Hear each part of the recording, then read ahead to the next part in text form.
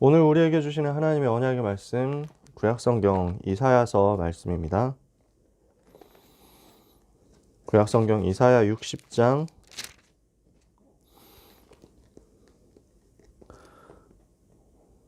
18절에서 22절까지 같이 읽겠습니다. 구약성경 이사야 60장 18절에서 22절까지 말씀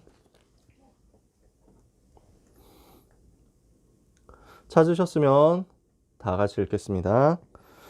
다시는 강포한 일이 내 땅에 들리지 않을 것이요 황폐와 파멸이 내 국경 안에 다시 없을 것이며 내가 내 성벽을 구원이라 내 성문을 찬송이라 부를 것이라.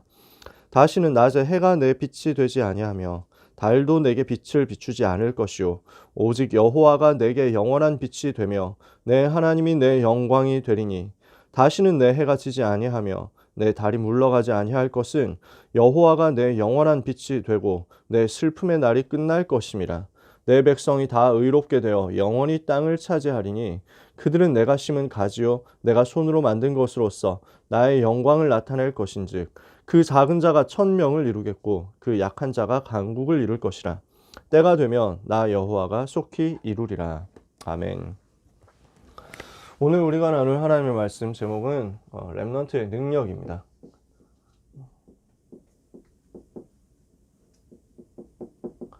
오늘 우리는 지금 12월 달 이사야서 말씀을 가지고 말씀을 나누고 있잖아요. 이사야 60장 오늘 18절에서 22절까지 본문 읽었죠. 셋째 주 말씀으로 오늘 나누게 되겠습니다. 이번 주 금요일날 성탄절 있잖아요. 정부에서 뭐 발표를 한 거 보니까 메리 K 마스 이렇게 해가지고 하더라고요.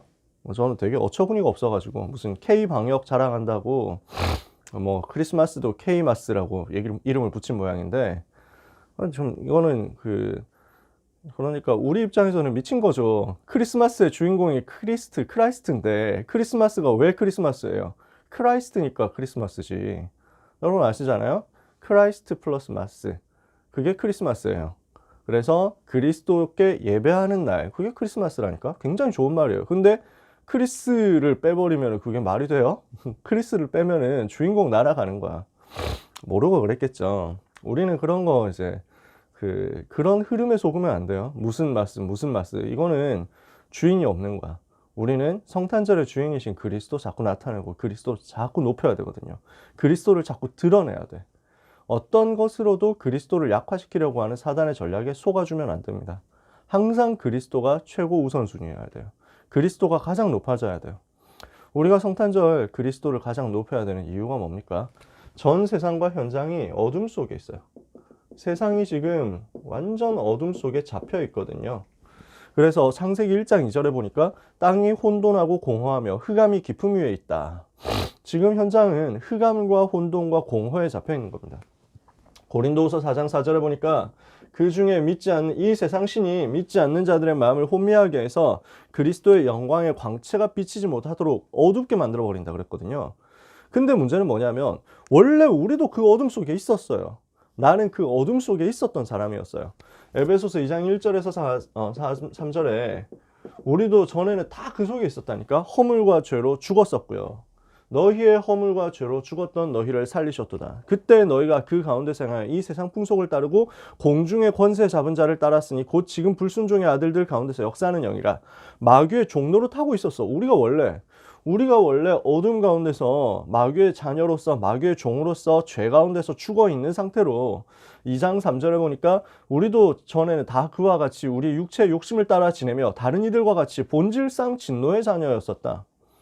우리가 원래 세상을 잡고 있는 어둠 속에 그 어둠의 배경 속에 다 같이 사로잡혀 있었어요. 그 속에 무너져 있었어. 그런데 그 어둠 속에 있는 나에게 주님이 찾아오신 거예요. 여러분 이게 이해가 됩니까? 그 어둠 속에 있는 나에게 주님이 찾아오셔서 빛을 비춰주신 거예요. 그리스도께서 직접 오셨다니까? 그래서 나에게 빛을 비추시고 나를 건져주신 거예요. 어둠에서 나를 건져주신 거예요. 그리스도는 어떤 빛으로 우리에게 오셨습니까? 창세기 1장 2절 흑암 혼돈 공허를 무너뜨리는 창조의 빛으로 오셨어요. 창조의 빛으로. 창세기 1장 3절. 그래서 하나님이 천지를 창조하실 때 제일 먼저 지으신 게 뭐였어요? 빛이었어요. 빛. 이것은 물리적인 빛도 될 수 있지만 중요한 것은 영적인 빛이에요. 흑암, 혼돈, 공허, 사단이 만들어 놓은 모든 전략을 무너뜨리는 그리스도의 창조의 빛으로 이것을 무너뜨린 겁니다. 창조의 빛을 가지고 내게 오사 어둠 속에 있던 나를 건지기 위해서 흑암, 혼돈, 공허를 무너뜨리셨다. 그리스도께서는 어떻게 우리에게 찾아오셨습니까? 영광의 빛으로 오셨어요. 그래서 오늘 읽은 본문이잖아요. 오늘 우리가 읽을 본문이거든요. 이사야 60장 1절에 일어나라 빛을 발하라 이는 내 빛이 이르렀고 여호와의 영광이 내 위에 임하였습니다. 여호와께서 영광의 빛으로 우리 가운데 찾아오셨어요. 그리스도께서 영광의 빛으로. 이 빛은 영원한 빛입니다. 잠깐 있다가 없어지는 빛이 아니에요. 형광등 같은 빛이 아니에요. 영원한 빛이다. 오늘 이사야 60장 읽었죠. 뒷부분 60장 19절에 보니까 영원한 빛으로, 이 빛이 영원한 빛이 되어서 우리 가운데 비출 것이다. 오직 여호와가 너에게 영원한 빛이 되며 너의 하나님이 너의 영광이 될 것이다. 그래서 형광등은 이거 수명 닿으면은 그 빛이 꺼지잖아요. 우리에게 주신 이 빛은 영원한 빛이다. 이 빛은 어떤 빛입니까? 생명의 빛이다. 그래서 요한복음 1장 4절에 보니까 이 생명이 사람들의 빛이다 이렇게 말씀했습니다. 그 안에 생명이 있었으니 이 생명은 사람들의 빛이라. 그리스도는 생명의 빛으로 우리에게 찾아오셨어요. 나에게 찾아오셨어요. 그래서 요한복음 8장 12절에는요 예수님이 이렇게 말씀하셨습니다. 나는 세상의 빛이니 나를 믿는 자는 어둠에 다니지 않고 생명의 빛을 얻으리라. 우리는 어둠 가운데 다닐 백성이 아닙니다. 어둠 가운데 무너져서 살 사람이 아니에요. 우리는 그리스도 예수 안에 있는 생명의 빛을 가지고 누리고 승리할 사람입니다. 세상의 빛으로 오신 그리스도께서 나에게 이 빛을 비춰주신 거예요. 여러분 어떻습니까? 저는 이것을 저의 고백으로 고백할 수 있습니다. 저는 종교 생활하면서 불신자 상태 가운데서 어둠 속에서 살았거든요. 진짜 방황하면서 살았어요. 어떻게 살아야 될지 모르고 살았어요. 무엇을 위해서 어떻게 살아야 되는지를 모르고 살았어요. 내가 누군지 모르고 살았어. 어느 날 그리스도께서 나에게 복음의 빛으로 찾아오시더라고요.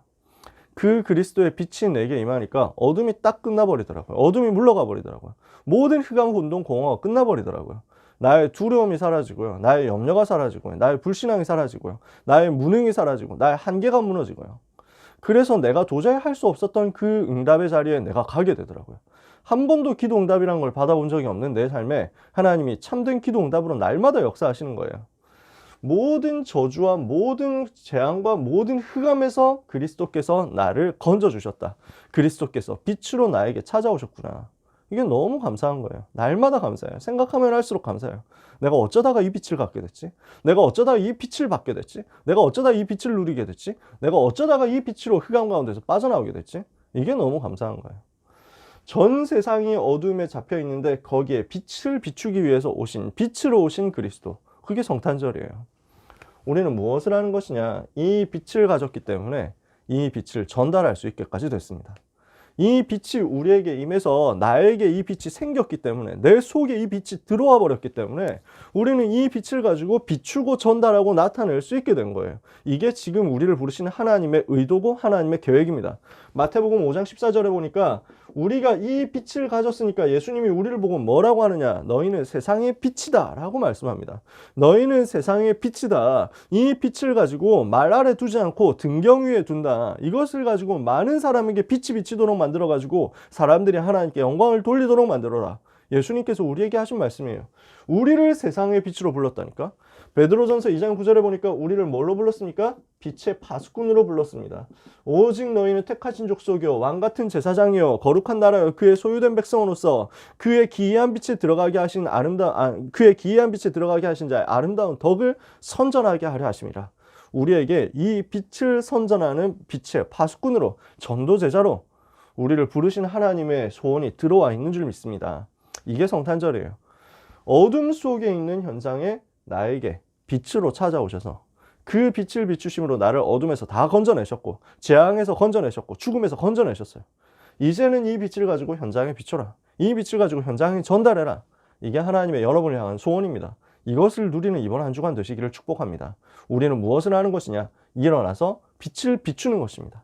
우리에게 이미 빛이 왔기 때문에 이제는 일어나서 빛을 비추기만 하면 돼요. 나타내기만 하면 돼요. 나에게 빛이 왔다니까. 그래서 오늘 첫 번째 말씀입니다. 뭐라고 합니까? 일어나서 빛을 발하라, 이렇게 말씀합니다. 이사야 60장 1절에 보니까 일어나라 빛을 발하라 이는 내 빛이 이르렀고 여호와의 영광이 내 위에 임하였음이니라. 뭡니까? 하나님의 빛이 내게 임해버린 거예요. 여호와의 영광의 빛이 내게 임해버린 거예요. 복음의 빛이 나에게 임해버린 거예요. 그러니까 어떻게 됐습니까? 복음의 빛이 나에게 오니까 내가 전에는 어둠 속에서 살았는데 이제는 어둠 속에서 살지 않게 됐다니까. 사도행전 26장 18절에 바울이 얘기합니다. 주님이 바울에게 나타나셔가지고 뭘 말씀했느냐? 이제 내가 너를 부른 것은 이 복음을 가지고 전달해가지고 사람들을 어둠에서 빛으로 사단의 권세에서 하나님께로 돌아가게 하는 것이다. 이것 때문에 내가 너를 불렀다. 우리는 어둠에서 빛으로 빠져나왔어요. 그래서 요한복음 8장 12절 아까 읽었죠? 뭐라고 합니까? 예수님이 나는 세상의 빛이니 나를 믿는 자는 어둠에 다니지 않는다. 생명의 빛을 얻는다. 여러분은 더 이상 어둠에 다니지 않게 됐습니다. 아시겠어요? 나에게 와 있는 신분입니다. 나에게 와 있는 축복입니다. 나에게 와 있는 특권입니다. 뭐냐? 나는 더 이상 어둠에 다니지 않고 빛 가운데로 다니는 것이다. 에베소서 5장 8절에는 더 세게 얘기합니다. 바울이 뭐라고 하느냐? 너희가 전에는 어둠이더니 이제는 빛이라. 빛의 자녀답게 행해라. 우리는요 빛이에요. 여러분은 빛이에요. 여러분은 빛의 자녀예요. 아시겠습니까? 하나님의 영광의 빛이, 이 복음의 빛이 나에게 비춰져서 나는 멸망하지 않게 됐어요. 그런데 지금 세상은 어떻게 되어 있습니까? 이사야 60장 2절 어둠이 땅을 덮을 것이고 캄캄함이 만민을 가리려니와. 지금 온 세상이 어둠에 덮여 있는 거예요.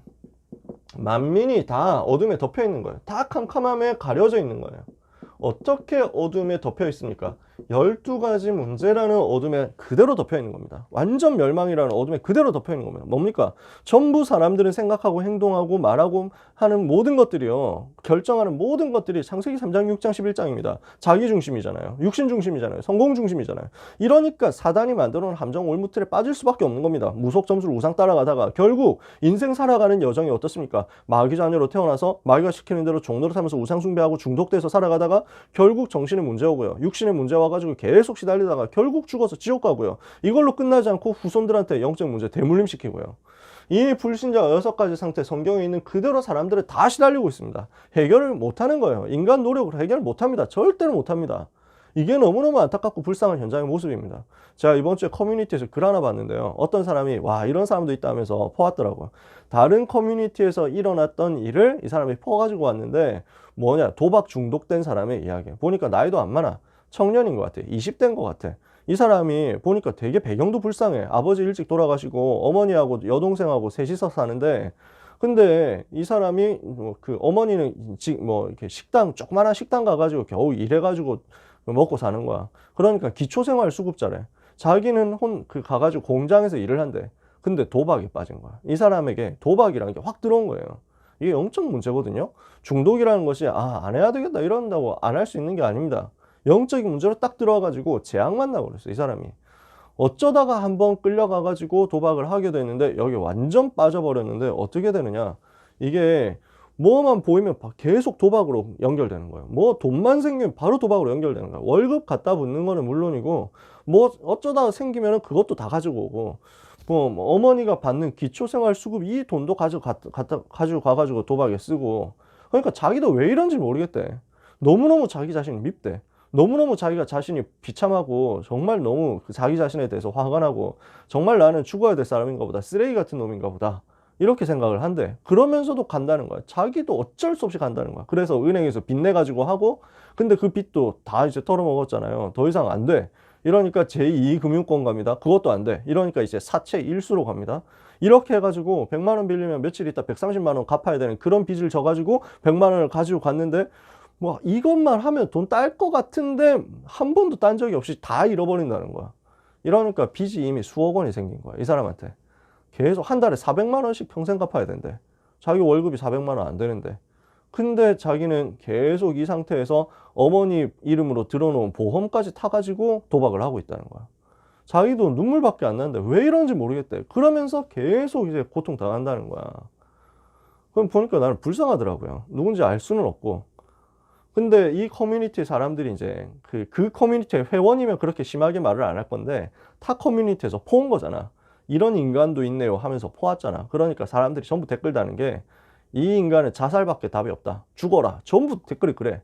자살해라. 보험 들어놓고 자살해라. 티 안 나게 이러면서 막 그게 네가 은혜 갚는 길이다 이러면서 막 다 욕을 해놨더라고. 여러분 어떻습니까? 이거는 영적 문제예요. 대물림이에요.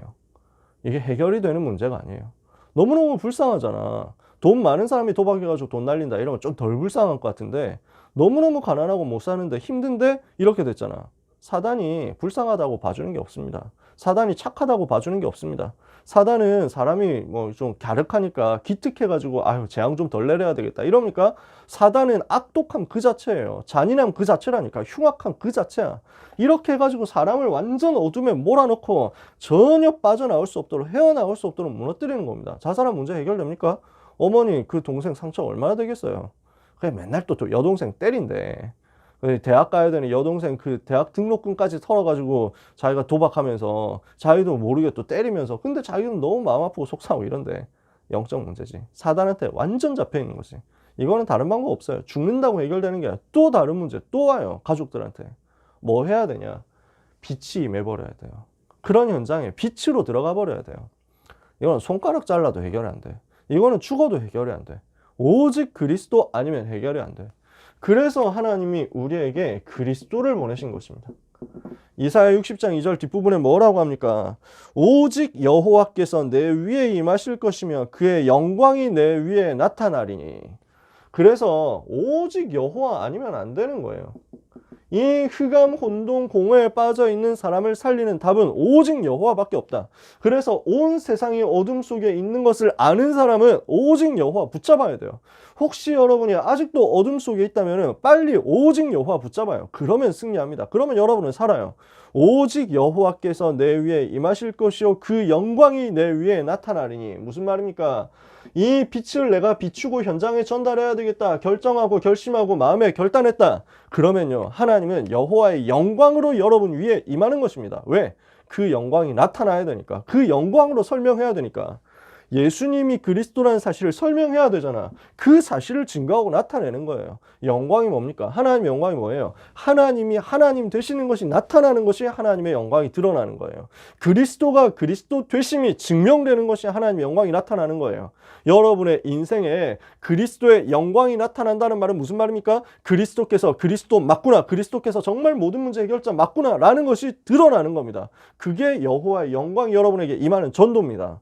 그러니까 왜 여러분에게 영광이 나타나야 되느냐? 그리스도를 이 어둠 가운데 증거해야 되고 증언해야 되니까. 이 이유를 가진 여러분에게 하나님은 이번 주간부터 바로 영광으로 역사하실 것이다. 약속 붙잡는 여러분이 되시기를 주님의 이름으로 축복합니다. 일어나서 빛을 발해라. 왜? 전부 어둠에 잡혀 있으니까. 그래서 우리가 빛을 비추는 전도 운동 해야 되겠다. 결단하면 하나님은 영광으로 여러분에게 역사하신다. 그럼 이때부터 어떻게 됩니까? 만민이 살아나는 거예요. 만물이 살아나는 거예요. 만민과 만물이 빛으로 오는 것이다. 빛으로 모여와가지고 회복되는 것이다. 여러분, 이제는 연약한 나를 통해서 만민이 살아나고 만물이 회복되는 역사가 일어날 겁니다. 왜? 우리가 빛이니까요. 우리가 잘나가지고 우리가 대단해가지고 우리가 뭘 잘해가지고 이렇게 살리는 게 아닙니다. 만민을 살리는 게 아니에요. 만물을 살리는 게 아니에요. 하나님은 우리가 연약한 것을 아시고 우리를 불렀어요. 하나님은 우리의 능력이 필요할 만큼 무능한 하나님이 아닙니다. 하나님이 능력이 모자라가지고 우리가 조금 힘을 주고 도와줘야만 하나님이 일을 할 수 있는 게 아닙니다. 하나님이 가난해가지고 여러분이 헌금 좀 해줘야 겨우 하나님의 일을 할 수 있는 그런 연약한 하나님, 모자란 하나님이 아닙니다. 하나님이 지혜가 부족해가지고 여러분의 학벌이 좀 필요해야 그 학벌 가지고 세계복음하는, 여러분이 좋은 대학 가야 그거 가지고 겨우 세계복음하는 그런 무식한 하나님 아닙니다. 전능하신 하나님이, 모든 것을 가지고 계신 하나님이, 모든 것을 아시는 하나님이 우리의 약함도 아시고, 그러나 그것 상관없이 우리를 통해서 이 빛을 비추겠다 작정하신 것입니다.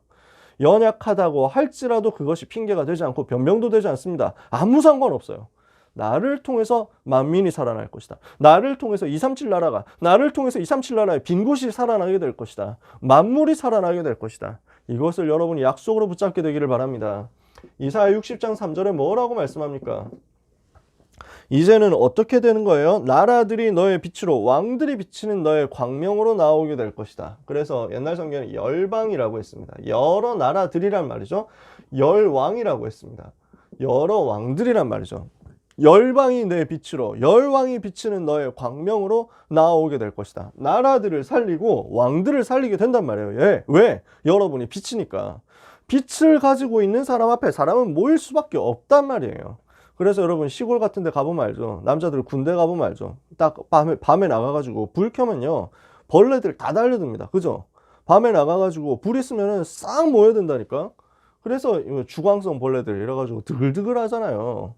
여러분, 제가 옛날에 김형길 목사님께 이런 말씀을 들었는데, 저는 아주 너무 찰진 비유여가지고 냄새까지 나더라니까? 그 비유하시는 말씀에서 뭐라고 하느냐. 이걸 설명하기 위해서 김형길 목사님 이렇게 얘기했다니까. 자, 들어온 얘기인데 해보겠다고. 뭐냐, 아니지만. 여러분, 똥을 가지고 와가지고, 막대기에 꽂아가지고 들고 있으면 똥파리가 모이게 돼 있다. 그래가지고. 여러분이 복음을 가지고 있으면 이 복음의 향기가 전 사람한테 비추니까 복음 필요한 사람 오게 돼 있다. 똥파리가 똥에 꼬이는 것처럼 복음 필요한 사람, 복음 가진 여러분에게 이랬는데, 진짜 냄새 나더라고. 그러면서 너무 비유 찰져가지고 아직까지 안 까먹고 있어요. 한 10년 전에 들은 것 같아. 여러분, 우리가 복음을 가지고 있다는 말은 이 복음 필요한 사람이 오게 돼 있다는 말입니다. 여러분이 복음을 진하게 나타내면 나타낼수록 그 복음의 사람들이, 복음 필요한 사람들은 확실하게 오게 돼 있다는 겁니다. 아시겠어요? 왕들까지 여러분에게 오게 돼 있다. 가이사 앞에 서야 하리라 그랬죠. 7 렘넌트처럼 왕 앞에 서는 역사 여러분한테 이제 본격적으로 나타나게 됩니다. 이사야 60장 4절에는 그렇게 해서 회복되는 가운데 누가 회복되냐? 렘넌트가 회복되는 거예요. 흩어진 자들이 돌아옵니다. 그래서 이사야 60장 4절에 내 눈을 들어 사방을 봐라. 무리가 다 모여 너에게로 오는데 너의 아들들은 안 기어올 것이고, 원방에서 오겠고 내 딸들은 안 기어오게 될 것이다.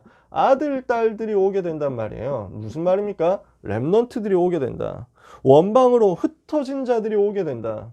멀리 흩어졌던, 포로되었던 자들을 하나님께서 우리에게 붙이시는 거예요. 흩어진 자, 포로된 자, 나그네, 그런데 하나님께서 준비하신 아들, 딸, 후대, 렘넌트, 살리는 역사를 누구에게 붙이느냐? 이 빛을 가진 자에게 붙이시는 거지. 그래서 이 사람들을 보고 뭐라고 합니까? 다 없어진 것 같은데 그리스도의 뿌리를 가지고 있는 사람. 그래서 다 베어서 나간 것 같은데 남아있는 그루터기, 여기에서 시작되는 새순, 여기에서 자라는 나무, 여기에서 결국 세워지는 숲, 이것으로 하나님이 우리를 불렀단 말이에요. 이걸 보고 뭐라고 합니까? 그리스도의 비밀을 가진 남은 자, 남는 자, 남을 자, 남길 자, 하나님이 여러분을 이것으로 부르시고 이것을 살리고 회복시키는 증인으로 주역으로 삼으시겠다는 것입니다. 믿으시기 바랍니다. 렘넌트가 회복될 것이다. 렘넌트가 돌아올 것이다. 이러면요, 이사야 60장 5절에서 18절까지 모든 것이 회복되고 살아납니다. 모든 것이 회복되고 모든 것이 살아납니다. 그러니까 만물이 회복된다 그랬잖아요. 이 복음 들어가면 만민이 살아나고 만물이 살아납니다. 모든 그냥 동물까지, 피조물까지 살아난다니까. 여러분 중에 혹시 이제 반려동물 사랑하는 사람 있으면 진짜 빨리 복음 운동해야 돼. 왜냐? 계속 동물 사랑하는 사람 있으면 진짜 복음 전해야 돼. 왜냐? 지금 동물들이 다 고통당하는 이유가 뭐냐? 창세기 3장 때문이라니까. 로마서 8장에 보니까 피조물들도 다 고통하면서 하나님의 아들들 나타나는 것을 기다리고 있다. 전도자 나타나는 것을 기다리고 있어. 피조물까지 다 회복되는 때가 언제냐? 이 복음으로 전 세계 살아나는 그때. 복음으로 전 세계가 변화되는 그때 피조물까지 다 살아나요. 이사야 35장 나오는 말씀대로. 전부 다 살아나고 회복되는 그 시간표. 이사야 60장 5절에 보니까 경제가 살아납니다. 60장 5절에 보면요, 그때 내가 보고 기쁜 빛을 내면 내 마음이 놀라고 또 화창하리니 이는 바다의 부가 내게로 돌아오며 이방 나라들의 재물이 너에게로 오는 것이다. 모든 경제도 여기에서 회복되고요, 모든 만물도 회복되고요. 전도운동 하기 위해서 빛을 비추는 자에게 하나님은 영광을 나타내시고 왕들이 모여오게 하시고 렘넌트를 살리게 하시고 경제와 함께 모든 것을 살리게 하시는 것이다. 오늘 우리는 하나님이 렘넌트에게 주시는 능력을 붙잡아야 되겠습니다. 렘넌트의 능력이 무엇이냐? 렘넌트가 가진 능력이 무엇이냐? 렘넌트가 누릴 능력이 뭐냐? 오늘 이사야 60장 본문 읽었죠? 18절에서 21절까지 내용 읽었습니다. 뭐라고 말씀합니까? 다시는 강포한 일이 내 땅에 들리지 않을 것이고 황폐와 파멸이 내 국경 안에 다시 없을 것이며 내가 내 성벽을 구원이라 내 성문을 찬송이라 부르게 될 것이다. 여러분의 성벽이 구원이 되고 여러분의 성문이 찬송이 되고 여러분의 입에서 날마다 찬송이 끊어지지 않고 여러분이 있는 현장에서 하나님이 여러분을 구원하신 증거 때문에 아무도 여러분을 괴롭히지 못하고 공격하지 못하고 완전히 막아주시는 역사가 일어나게 되는 것입니다. 이것을 누려라. 그러면서 뒤에 뭐라고 합니까? 다시는 낮에 해가 내 빛이 되지 아니하며 달도 내게 빛을 비추지 않을 것이요 오직 여호와가 내게 영원한 빛이 되며 하나님이 내 영광이 되리니 다시는 내 해가 지지 아니하며 내 달이 물러가지 않을 것은 여호와가 내 영원한 빛이 되고 슬픔의 날이 끝날 것이니라. 여러분, 슬픔 가지고 있는 사람들은 붙잡으세요. 끝났다. 모든 슬픔의 날은 끝났다. 하나님의 백성은 어떻게 됩니까? 내 백성이 다 의롭게 되어 영원히 땅을 차지하게 될 것이다. 그들은 내가 심은 가지요 내가 손으로 만든 것으로서 나의 영광을 나타낼 것이다. 그래서 하나님의 백성은 영원히 땅을 차지할 것이다. 현장을 이렇게 정복하게 된다는 말이죠. 이것을 하나님이 약속하셨어요. 그래서 이사야 60장 22절에 뭐라고 말씀합니까? 그 작은 자가 천을 이루고 그 약한 자가 강국을 이룰 것이다.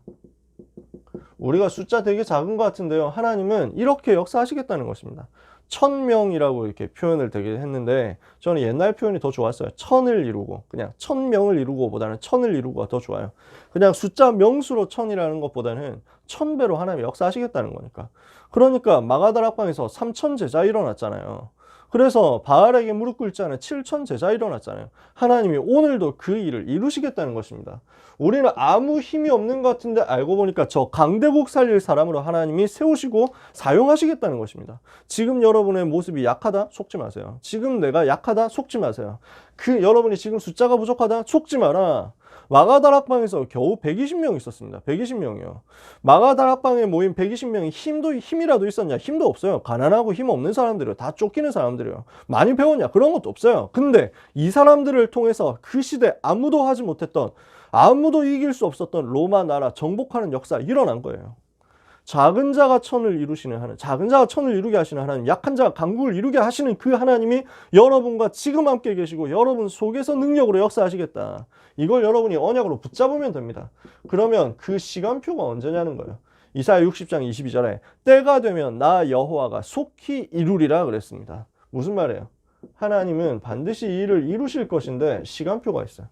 시간표가 분명히 있어요. 이루어질 때가 있고 이루어질 날이 있어요. 그러니까 사도행전 2장 1절에 오순절 날이 이미 이르매 그랬죠. 하나님은 오순절 날의 시간표를 여러분에게 이미 준비했다. 이루어질 시간표 반드시 준비되어 있다 말입니다. 그죠? 그러나 이 시간표는 반드시 성취되게 되어 있습니다. 절대 낙심하지 마세요. 하박국 선지자에게 하나님 뭐라고 말씀했습니까? 지체하지 않고 속히 이루리라. 이 묵시는 정한 때가 있나니 지체하지 않고 속히 이루리라. 반드시 속히 이루십니다. 지체하지 않고 하나님은 속히 이루십니다. 누가복음 18장 1절 8절에 예수님이 비유로 말씀하시면서 하나님께서 그 원한 맺힌 자들의 택하신 자들의 그 원한 맺힌 기도에 응답하지 아니하시겠느냐? 반드시 속히 이루어 주실 것이다. 그러나 인자가 마지막 때 세상에서 믿음을 보겠냐? 이것을 기다릴 수 있는 믿음 가진 사람이 있겠냐는 거예요. 그래서 여러분 우리가 그 주님의 질문에 대답해야 됩니다. 내가 바로 그 믿음의 사람이 되겠습니다. 제가 바로 그 믿음 가지고 기다리는 사람이 되겠습니다. 여러분 언약 붙잡고 기도하면서 기다리면 돼요. 시간표는 반드시 옵니다. 렘넌트 일어나서 세계를 살리는, 빛을 비추는, 전 세계를 살리고 왕들을 살리고 흩어진 자 다 찾아내고 모든 것을 회복시키는 그 시간표는 반드시 옵니다. 그때까지 기도하면서 기다리는 거예요. 아시겠습니까? 이게 이번 주에 우리에게 주시는 언약의 말씀입니다. 우리에게 주님은 빛으로 역사하셨습니다. 우리에게 이미 이 빛이 임했습니다. 이 빛을 가지고 전달해야 되겠다. 마음 먹고 결단하고 준비하면요. 하나님은 열방을 살리고 열왕을 살리고 렘넌트를 살리고 만민과 만물을 살리게 하실 것이다. 오늘 그 증거의 역사가 시작되는 날이 되기를 예수님의 이름으로 축복합니다. 말씀을 마칩니다. 우리가 결론에서 뭐 붙잡아야 되겠습니까? 여러분, 지금부터 더 이상 어둠에 머물러 있지 마세요. 혹시 여러분이 어둠에 잡혀 있다면, 어둠이 여러분에게 덮여 있다면 더 이상 어둠에 잡혀 있지 마세요. 왜? 여러분은 그럴 존재가 아니에요. 여러분은 그럴 신분이 아닙니다. 그래서 지금부터 어둠에 빛을 비추세요. 어둠에 빛을 선포해요. 어둠에 자꾸 빛을 비춰가지고 밝혀버려요. 무슨 말입니까? 여러분이 가지고 있는 문제가 있다면, 여러분이 가지고 있는 모든 상처가 있다면, 여러분이 가지고 있는 모든 어려움과 고민이 있다면, 여러분이 하고 있는 계속되는 반복되는 뭔가 실패가 있다면, 뭔가 내 힘으로 해결되지 않는 고질적인 문제와 나쁜 습관이 있다면, 자꾸만 안 되는 공부가 있다면, 여러분의 모든 미래가 있다면, 모든 환경이 있다면, 이 모든 부분을 두고 내게 와 있는 어둠의 모든 현장에 자꾸 복음을 선포하세요. 자꾸 그리스도를 선포해버려요. 그리스도를 선포해가지고 빛을 비추는 거예요. 어떻게 하면 됩니까? 간단합니다. 여러분, 나에게 와 있는 모든 문제 예수 이름으로 떠나갈지어다. 나에게 와 있는 모든 상처는 예수 이름으로 떠나갈지어다. 나에게 와 있는 모든 실패, 나의 모든 연약한 습관, 안 되는 고질적인 문제, 해결되지 않는 나의 공부, 학업의 문제, 안 되는 이 과목, 역사하는 흑암 세력은 예수 이름으로 떠나갈지어다. 흑암을 꺾어버려요. 이 가난을 통해서 역사하고 있는 흑암의 세력은 예수 이름으로 떠나갈지어다. 무능에, 무지에, 무기력으로 역사하는 사단의 권세는 예수 이름으로 떠나갈지어다. 빛을 비추세요. 권세를 사용해서 빛을 비춰버려요.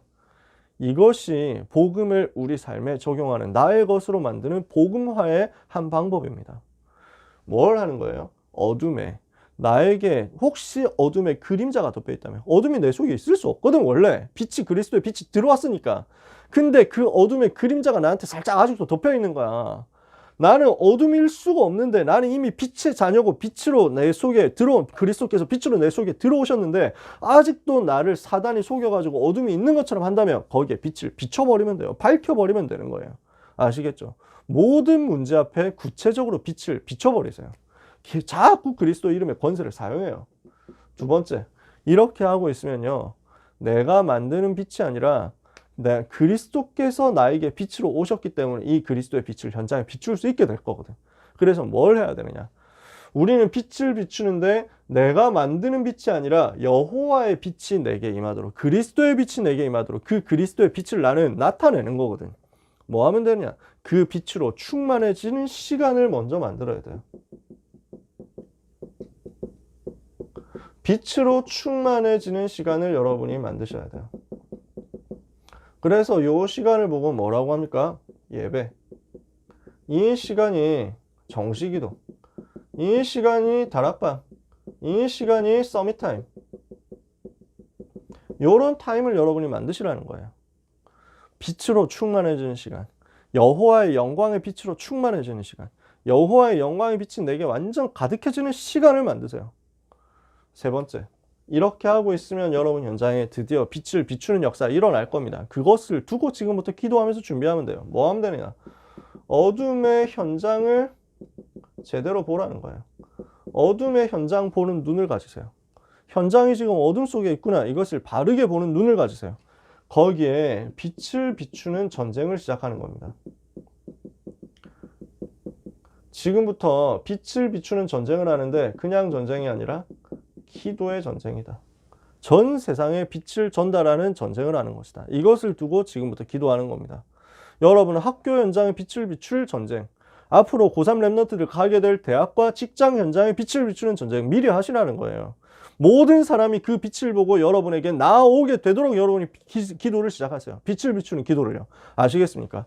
여러분이 지금 누리는 그 빛의 전쟁을 통해서요, 왕들이 그 빛을 보고 우리에게 나오게 되는 미래가 앞당겨지게 될 것입니다. 빛을 자꾸 비춰라. 자, 오늘 결론 3가지 기억해 주세요. 뭡니까? 어둠 속에 빛을 비추고 전달해라는 겁니다. 그리스도를 선포해라는 겁니다. 내가 안 되는 그 모든 문제 앞에 예수가 그리스도라고 선포하시라는 거예요. 그리고 그 그리스도로 내가 충만해지는 시간 만들라는 거예요. 그리고 이 빛을 비출 준비를 시작해라. 기도로 준비하면 됩니다. 전도운동 일어나도록 기도로 준비하면 돼요. 빛을 비추도록 기도로 준비하면 됩니다. 요걸 보고 차례대로 복음화, 보좌화, 시대 서밋화라고 합니다. 복음을 나에게 적용하는 거예요. 복음화. 이 복음으로 내가 충만해지는 거예요. 보좌의 능력을 나에게 충만하게 누리는, 나에게 충만해지도록 누리는 보좌화. 그러고 있으면 전 현장에 빛을 비추는 시대 서밋화 되게 되어 있습니다. 이 응답의 미래가 여러분의 것입니다. 오늘 이 축복을 먼저 누리는 축복의 제자들이 되기를 예수님의 이름으로 축원합니다. 이번 주 금요일 날 성탄절이죠. 성탄 감사 예배 통해 가지고 우리는 빛을 누려야 되겠습니다. 다음 주에는 졸업 예배 있습니다. 이번 주 중에는 또 계속해서 고3 집중훈련이 진행됩니다. 이제는 이제 10 며칠밖에 안 남았어요. 2020년이요. 그 10 며칠 후에는 이제 한 해를 마무리하고 새 말씀을 받는 원단 기도의 스케줄이 또 나오겠죠. 응답의 현장 이렇게 해서 벌써 내년 방향이 나왔습니다. 이렇게 해서 주어질 내년의 미래를 보고 2021년을 보고 기도로 준비하고 집중하는 연말이 되기를 예수님의 이름으로 축복합니다. 렘넌트의 능력입니다. 나를 어둠에서 건져내신 그리스도, 나를 어둠에서 건져내시기 위해서 나에게 빛으로 찾아오신 그리스도 누리다가 완전 승리하는 사랑하는 모든 렘넌트와 전도자 여러분 되시기를 예수 그리스도 이름으로 축복합니다. 기도하겠습니다. 하나님 감사합니다. 우리에게 복음의 빛으로 역사해 주신 주님께 감사합니다. 우리에게 생명의 빛, 창조의 빛, 능력의 빛, 여호와의 영광의 빛으로 영원한 빛으로 세상의 빛으로 역사해 주신 주님께 감사드립니다. 우리가 전에는 어둠이었는데 이제는 빛이 되게 하심을 감사합니다. 빛으로 찾아오셔서 나를 세상의 빛으로 만드신 우리 주님을 찬양합니다. 우리 모든 렘넌트들이 그 감격을, 그 감사를 한 주간 내내 그리고 평생 누리게 하여 주시옵소서. 이 빛을 가지고 전 세계에 전달하는 빛을 비추는 증인이 되게 하사 열방을 살리고 열왕을 살리게 해주시기를 기도합니다. 이를 위하여 필요한 모든 능력을 우리 주의 종들에게 허락하여 주사 여호와의 영광이 임하게 하여 주시옵소서. 사단의 권세는 발 아래 완전히 무릎 꿇게 하여 주옵소서. 복음화, 보좌화, 시대 서밋화의 역사가 이번 주간 렘넌트의 삶에 나타나게 하옵소서. 모든 문제 해결자이신 예수 그리스도의 이름으로 기도합니다. 아멘.